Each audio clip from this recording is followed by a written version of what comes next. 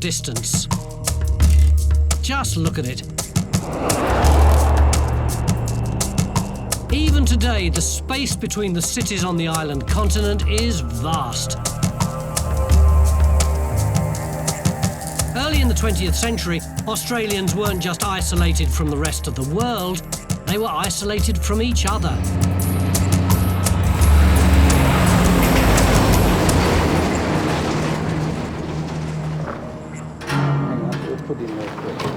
By 1910, the only way forward was suddenly obvious.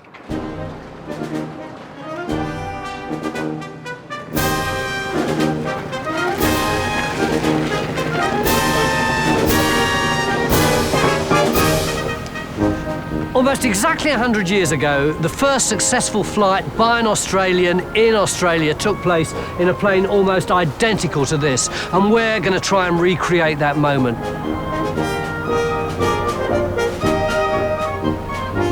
While the Wright brothers were grabbing all the headlines around the world, there was movement at Mr. and Mrs. Dygan's property, Spring Plains in Maya, Victoria.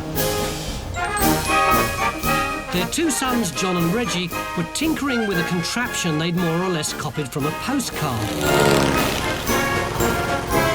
It was 1910, and while American upstart Harry Houdini had already stolen their thunder by claiming the first powered flight in Australia, the Dygan brothers built and flew the first Australian-made plane on the 16th of July, 1910. What's so significant about the original Dygan flight? It was the first powered flight in Australia, built by an Australian. But Harry Houdini had flown over here before, hadn't he? Yes, he came over, but that was an imported plane, and he flew over from America, did his flight and went back again. Yeah. But nobody in Australia had started from scratch. So much Australian history is under the carpet. We pay a lot of homage to overseas history, kings of England and all that sort of thing. But when I went to school, I never heard anything about the first flight designed by an Australian who did everything himself. Our pilot today is nearly as old as aviation. 74-year-old Ben Buckley. Where do you want the plane, Ben? I want the plane right there, Yeah, so as I can get the best angle into wind yeah. and the best slope. Are you a bit scared? No, but I'm apprehensive, and I'll be in full consultation with the Almighty, I can tell you. And you're letting your dad do this? I can't stop him. He's been doing this sort of thing since I was knee-high to a grasshopper. What do you have to watch out for? Well, I'm not quite sure yet. I'm a bit And they've got a vital role for me to play. They know not what they do. So what I've got to do is I've got to run along, but this may go down. So when I'm running along, I've got to try and keep it up in the air as well. Let me get this jalopy started. So we're about to make or break history. This, believe it or not, is the is the starter key. The heavy old thing. And I have to line this up. Go on, Ben. Yes. That's it. Contact.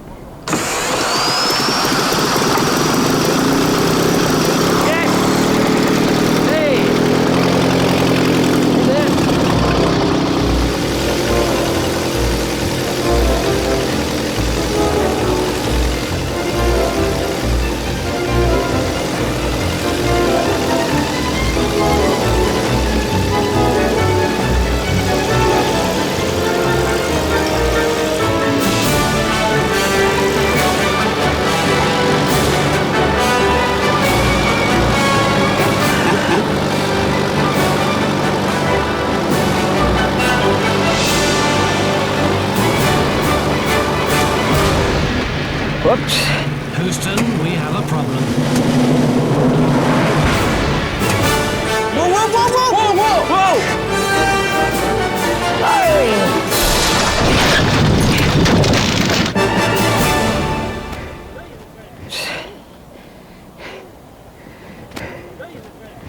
You right? Yeah. We got it off, didn't we? I don't think so. Why? Why did it veer off? Because you didn't lift the wing properly, Get man. In my report, I'll blame you, Tony. That dung heap saved your life, mate. You'd have been in an ambulance if it hadn't been for that. Well, I've been in the shit a few times, Tony, but this has been on my side this time. It was. Eh? Makes you realise what a strong team Digan must have had, and what a lot of effort, skill, know-how, and indeed what a lot of luck he must have had, because I tell you, one gust and this whole thing goes wrong. He managed to fly a kilometre, we got one wheel off the ground and ended up in that stuff. And that was 100 years later. Aviation was the great leap forward for Australia. But in the late 1930s, there was conflict once again over the horizon.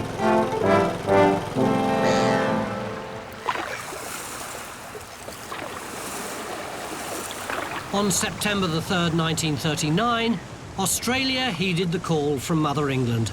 Britain was at war, and therefore so too were her dominions. I've got an eerie sense of déjà vu. Not only was the first shot of World War I fired from here, but the first Australian shot of World War II was fired from where? The same gun, the same position. How come? That is so eerie. Indeed it was. A very strange turn of events. What happened in World War II was that war had been declared. A whole new series of regulations required of merchant vessels entering Port Phillip, and an Australian coastal vessel was trying to pass through the heads to enter into Port Phillip Bay. Signals were made, it didn't answer them, boom, a shot was fired. Who by? By this gun, under the direction of Commander Veal.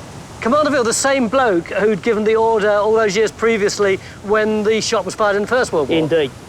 The vessel didn't answer the signals that were made to it. So he was just having a pop at some lazy Australian sailors, basically. He was very, very cheesed off with the way the maritime fellows were not adhering to the new requirements of signalling and answering because of the declaration of war. And he said they need to learn a lesson.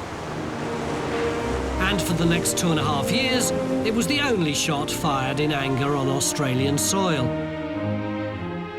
From an Australian perspective, the Second World War, like the First, was being played out on the other side of the world.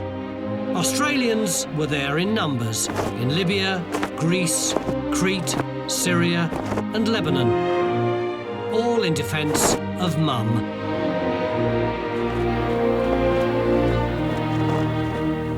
The turning point in Australia's international relations can be pinned to one day and one act. The act was the Japanese bombing of Pearl Harbor. The day was some 3 weeks later when Labour Prime Minister John Curtin gave this New Year's message.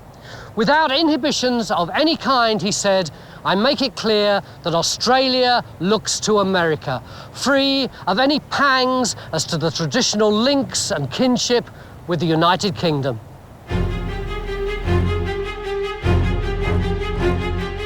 Japan's expansionism and America's entry to the conflict were game changers. In 1942, Australia suddenly felt terribly exposed. With virtually her entire defence forces in the other side of the world, the Japanese swept through Southeast Asia virtually unopposed. It would be a short hop to invade Australia. In February 1942, Singapore plus 100,000 Allied troops fell to the Japanese.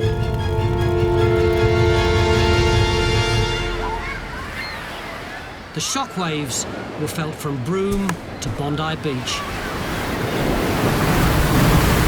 It's hard to believe that this iconic Australian beach was once covered in barbed wire and metal stakes and concrete anti-tank traps and all the other paraphernalia that you need when you're trying to protect yourself from an invasion. It was February the 19th, 1942, when the war came raining down on the northern part of Australia.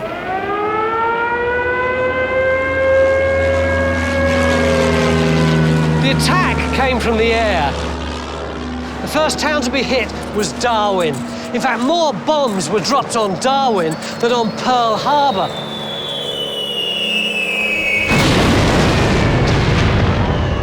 The air raids took a terrible on Darwin.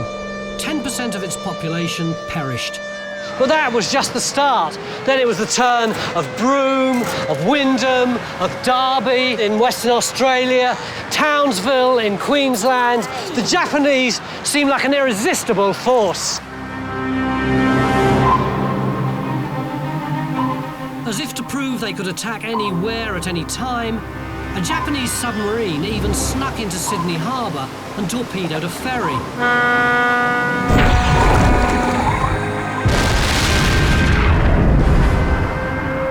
Another sub launched shells over Bondi Beach. The shells descended upon suburbia.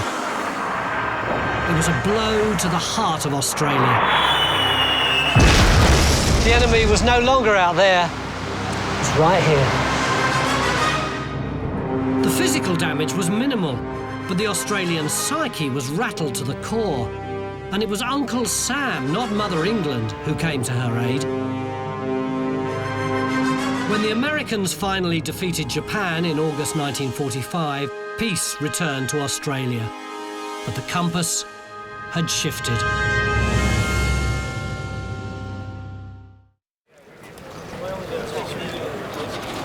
Australia's isolation was dispelled by war. As the boys returned from a conflict that came to her doorstep, the young country suddenly recognised its place in the region. The Second World War had projected Australia into the heart of world affairs, but it realised it needed to stay there if it was going to develop its economy and if it was going to develop a relationship with the East which would ensure its future security.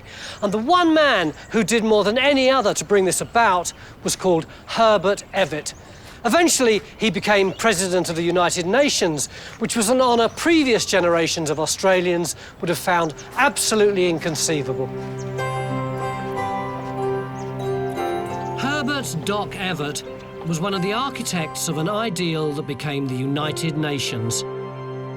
Australia suddenly went from being a pawn to being a player at the round table when it was given a seat on the Security Council in 1946. Before the war, Australia was hardly on the world stage at all, was it? Exactly, yes, and this was a great worry to him and worry to everybody, but it wasn't on the world stage. It was amazing, Australia, but a lot of people honestly didn't know much about it. And eventually he became President of the United Nations. Yes, in 1948, and that was very, very exciting because I was there, I was all of 16. He was very proud. Here he was, President of the United Nations, and he'd come from this little country, Australia. And he made Australia get on that map. Evatt was the mouse who roared. As president, he instigated a simple yet profoundly significant act that is as important today as it was in '48, the Universal Declaration of Human Rights. He felt that was terribly important, and he was a big believer in human rights for all people, doesn't matter where they came from. When the war was over, presumably he must have had a conviction that all countries should get together again and start working for the greater good. Yes, he did. He said they've all got to work as one.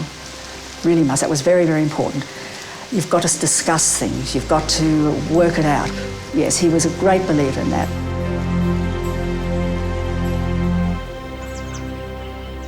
Evatt was a champion of civil rights, of women's rights, of workers' rights, and he was passionate about the family. And yet he's hardly discussed at all nowadays, and a lot of younger Australians that I've spoken to have never even heard of him. I think that's a real pity.